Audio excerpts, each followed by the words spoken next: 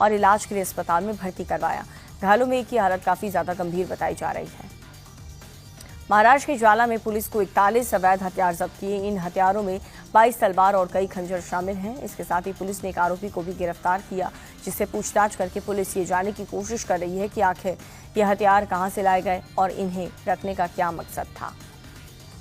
ओडिशा के कटक में पुलिस को 2 बाइक चोरों को गिरफ्तार करने में कामयाबी मिली। इन आरोपियों के पास से चोरी की गई 7 बाइक जब्त की गई हैं। जानकारी के मुताबिक पकड़े गए बाइक और चोर आसपास के कई जिलों में वारदात को अंजाम देते थे। फिलहाल पुलिस आरोपियों से पूछताछ करके इनकी लिंक तलाशने की कोशिश कर रही है। मध्य प्रदेश के सतना में फ्लाईओवर पर स्कॉर्पियो से स्टंट करना और रील बनाकर इंस्टाग्राम पर पोस्ट करना 2 युवक को महंगा पड़ गया। सोशल मीडिया पर रील सामने आते ही पुलिस एक्शन मोड में आई। आयुष और अर्णव शुक्ला नाम के 2 युवक को थाने में तलब कर लिया गया।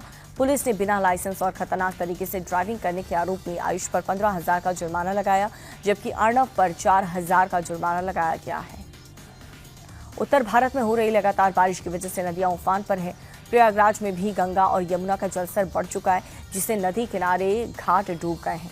आसपास रहने वाले लोग भी दहशत में हैं। हालांकि पूरे हालात पर प्रशासन की नजर बनी हुई है। लोगों से सतर्क रहने की अपील की गई है।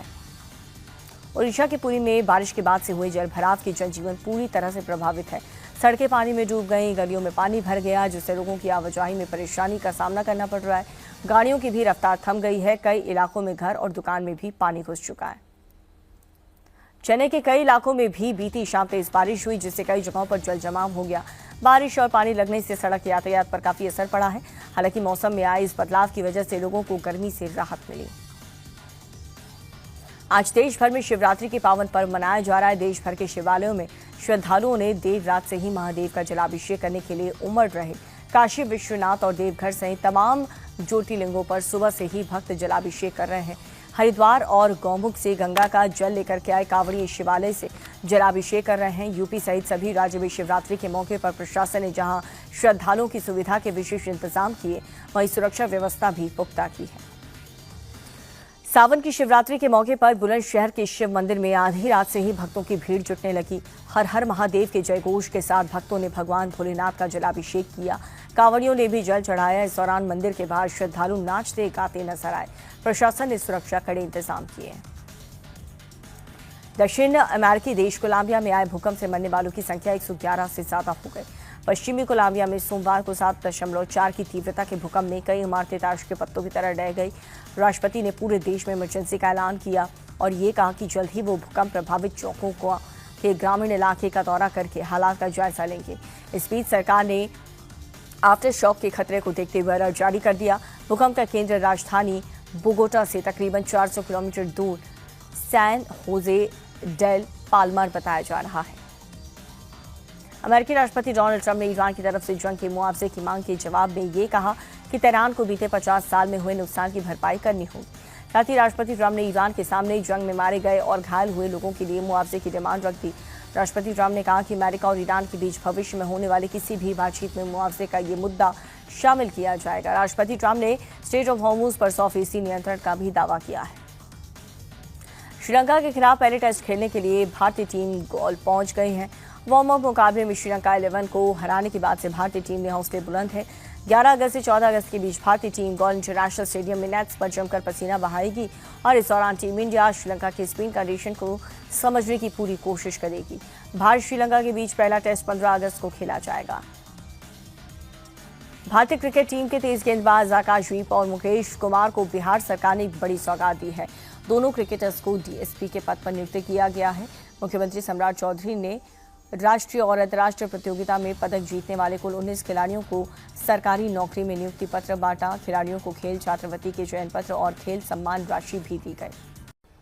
झारखंड में जेपीएससी और जेएसएससी भर्ती परीक्षाओं में धांधली के खिलाफ प्रदर्शन कर रहे छात्रों पर लाठीचार्ज के बाद बीजेपी ने सोरेन सरकार पर हमले तेज कर दिए हैं। बीजेपी ने छात्रों पर हुए लाठीचार्ज के विरोध में आज झारखंड बंद का ऐलान किया। बीजेपी ने सोरेन सरकार पर छात्रों की आवाज दबाने का आरोप लगाया। शांतिपूर्ण प्रदर्शन कर रहे छात्रों पर लाठीचार्ज को पूरी तरह से अनैतिक और गैर लोकतांत्रिक करार दिया। रांची में प्रदर्शनकारी छात्रों पर पुलिस के लाठीचार्ज के खिलाफ आज बीजेपी के स्टूडेंट विंग अखिल भारतीय विद्यार्थी परिषद झारखंड विधानसभा का घेराव करेगी। एबीवीपी के मुताबिक हजारों की संख्या में छात्र पुराने विधानसभा के पास तक तिकोनिया मैदान में विधानसभा तक का शांतिपूर्ण मार्च निकालेंगे और सरकार के सामने अपनी मांग रखेंगे।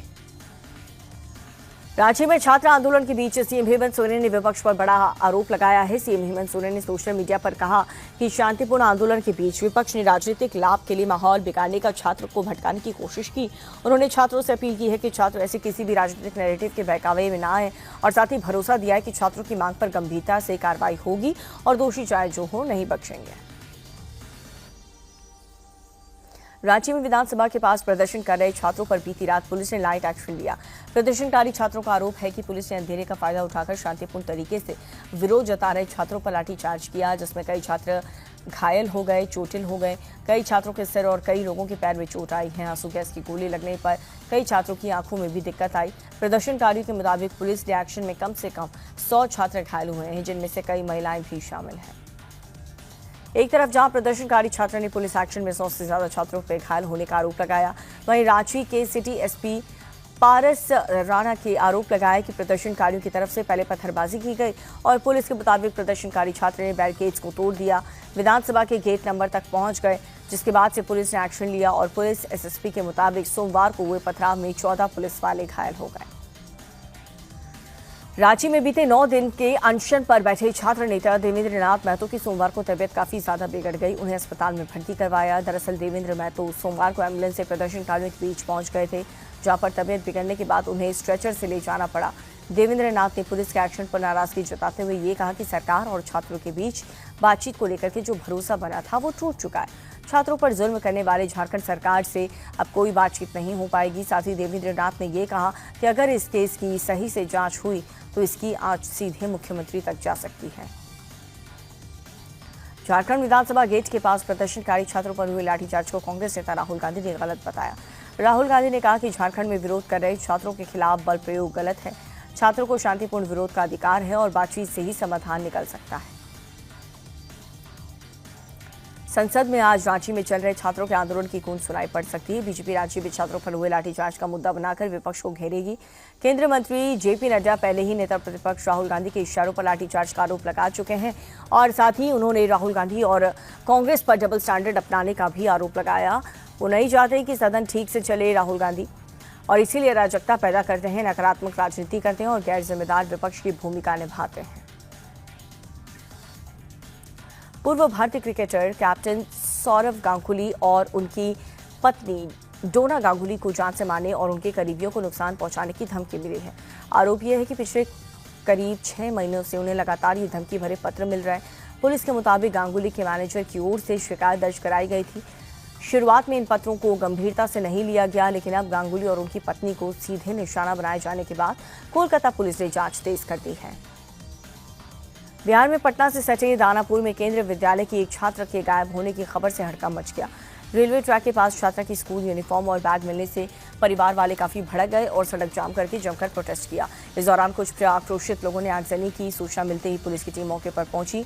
डॉग स्क्वाड की मदद से इस पूरे मामले की जांच की जा रही है। गाजियाबाद के लोनी में बीती शाम उस वक्त एक दर्दनाक हादसा हो गया जब एक दुकान की छत गिरने से उसके मलबे के नीचे 3 लोग दब गए। सूचना मिलते ही पुलिस, फायर ब्रिगेड और एसडीआरएफ की टीम मौके पर पहुंची। काफी मशक्कत के बाद सभी लोगों को बाहर निकाला।